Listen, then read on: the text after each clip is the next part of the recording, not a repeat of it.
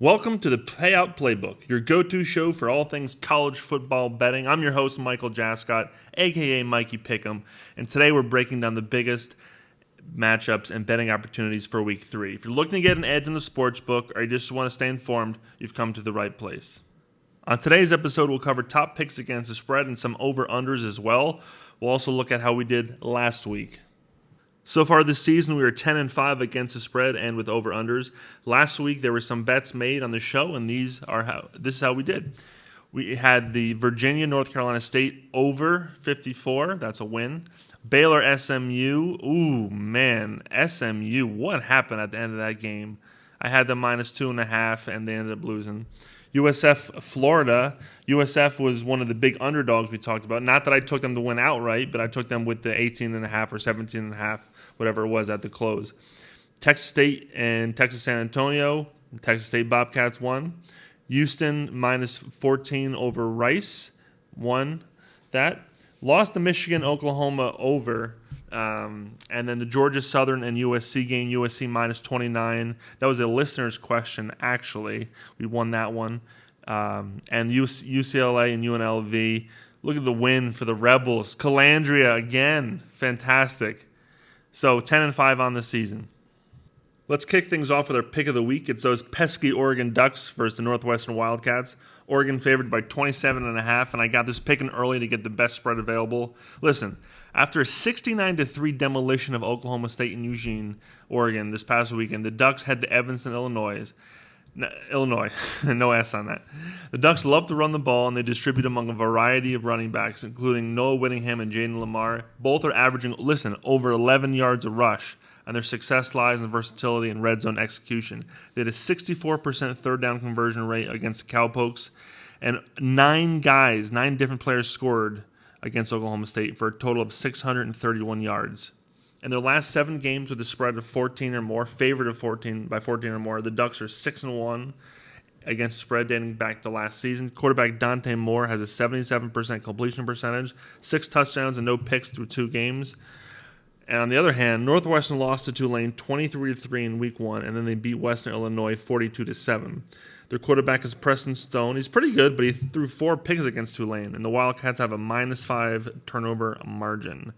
And also in big news, the Northwestern rushing leader of the past 2 seasons, Cam Porter, is out for the rest of the year. I'm taking the Ducks minus 27.5, and it shouldn't be close at all. Next, let's jump into my top picks for Week 3. These are games where I think I've got a strong edge based on some of the team trends and last year's performance. Pick 1, Memphis versus Troy. Troy is the underdog by 4 points. Last meeting, with 38-17 Memphis. Memphis was a 19-point favorite, but they ran the ball for 211 yards and 7.3 yards a carry. Brendan Lewis is in his 6th year of college football. He's a transfer from Nevada. He can rush the ball. He has 7.6 yards a carry versus Georgia State last game and 81 yards total versus Chattanooga in Week 1. 79% completion percentage to start the year. And he actually leads the team in rushing. Sutton Smith is a very reliable running back, though, 5.8 yards a carry and 2 touchdowns. Memphis ran the ball 40 times versus Georgia State for a total of 205 yards and 4 touchdowns. However, Troy quarterback Goose Crowder is throwing for a 61% completion rate. However, he had 3 picks versus Clemson. In the game, they almost won, and then Clemson pulled away. Their defense isn't bad. Versus Nicholls State in Week 1, they allowed only 2.6 yards a carry for 65 total yards. And versus Clemson, they allowed 120 rushing yards for 3.9 a carry. So both of these teams can play. I'm just going to have flip a coin. Not really. I did some research. I'm going to take Memphis -4. I just like the fact that they won so big last year as a big favorite, and now really just 4-point favorite this year. I think they can pull it off. Pick 2 is UConn versus Delaware. The Blue Hens, that's right. UConn has seen the under hit 4 of the last 6 road games, and Delaware has seen the under in several of their games as well, even though this is their first year in the FBS. They've had some unders when they were in the FCS as well. I think UConn can put some points on the board, but I'm not too confident in Delaware at all. Against the spread, UConn is 4-1-1 over the last 6 games, straight up 9-3 in the last 12. Delaware has struggled, however, 2-12 straight up in the last 14 games. In the last 5 games against the spread, 1-3-1.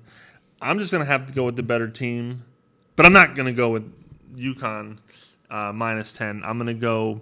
I'm going to say UConn will win, but I'm going to take the under here, 52.5, as I see it currently. Pick number 3, the Backyard Brawl. Nice little rivalry we got here. Pitt and West Virginia. Pitt's favored by 7 on the road. Last week, in week 1, they beat Duquesne 61-9, and then last week they beat Central Michigan 45-17 at home. Last season, excluding their bowl game, Pitt is 5-1 straight up as a favorite and 4-2 against the spread as a favorite. Sophomore quarterback Eli Holstein is a competent passer. He's pretty good at throwing the long ball as well. 4 touchdowns in a pick last game, while the Pitt defense allowed only 40 yards rushing on 41 carries. Yeah, that's pretty good. That's a yard a rush pretty much. That's not bad, right? West Virginia, on the other hand, lost at Ohio, the Bobcats, 17-10. And their offense was pretty abysmal in that game. They passed for only 178 yards, and their quarterback, Nico Marchiol, had only a quarterback rating of 27.4, and the rushing wasn't much better. 72 total yards and 2.6 a carry. And the other quarterback in that game, Ohio quarterback Parker Navarro, had 3 picks, but the Bobcats still won. I'm going to go with the team that's a little hot right now. West Virginia, I don't know where they're going. I mean, they've been not good at all. So I'm going to take Pitt minus 7. Next pick against the spread, ECU, the Pirates, heading to Coastal Carolina. I formerly called them America's team for some reason, but they're not really that good anymore. ECU almost beat North Carolina State week 1, and then they dominated the Campbell Fighting Camels last week. Quarterback Caden Hauser passed for more than 300 yards in each of his first 2 games, and the team averaged 4.6 on the ground last week. They like to distribute the ball to a variety of receivers and get them all involved. Coastal, on the other hand, is 2-8 against the spread in the last 10 and 3-7 straight up. They're just not going in a good direction, just like West Virginia. So I'm going to go with the better team, the team that has a little bit more fire, ECU minus 7.5. All right, let's talk some over-unders, some totals now. Got a couple of games where I see a good value. Texas A&M at Notre Dame. Notre Dame is favored by 6.5, and the line right now is 49.5. I'm going to go with the under. Listen, it sort of shocks me that I'm going with the under here because all the trends seem to say that you take the over.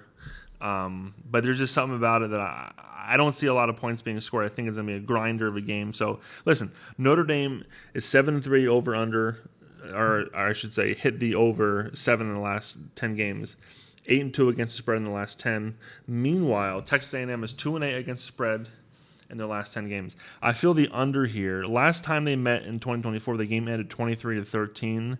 I may sprinkle a little money on a little Notre Dame minus 6.5 as well, but I really feel the under here. The Aggies haven't won a game against the spread since October 26th of the last season, a 38-23 victory at home versus LSU.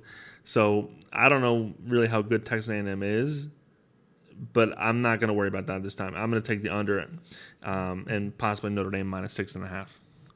Another total we're looking at, App State at Southern Miss.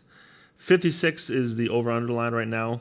Listen, App State has only hit the over once in their last 10 games, since last September. Southern Miss, besides a win at Jackson State last weekend, they have lost every game since last September 7th, a win versus Southeast Louisiana. Both teams not really good. Southern Miss, exceptionally bad, based on their record anyway. So I'm going to go with the under 56. I don't see a lot of points being scored here. All right, before we wrap this bad boy up, let's get to a listener question for the weekend. Here it is. This weekend, we got the Battle of Florida, FAU versus FIU. How do you see this one? Listen, right now the line is FIU minus 2.5, 57-point total.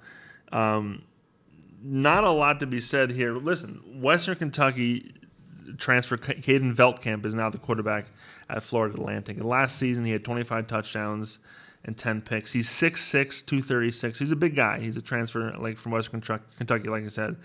FAU covered every head-to-head matchup in this series since 2017, including some blowouts. They're 8-2 over/under the last 10 games head-to-head. 57 is pretty high total, though. So I was going to take the over if it was a little bit lower, but I was going to take FAU plus 2.5. Better quarterback, seemingly a better team because they haven't lost since 2016 to FIU. So that's what I'm going to go with. All right, that's going to wrap it up for this week's episode of the Payout Playbook. I hope these insights help make you make smarter bets and even maybe win some money this weekend. Love college football. And listen, don't forget to follow us on social media. Give us some likes, subscribe, and never miss an episode. Good luck with your bets. We'll see you next week for more college football action. Enjoy week 3.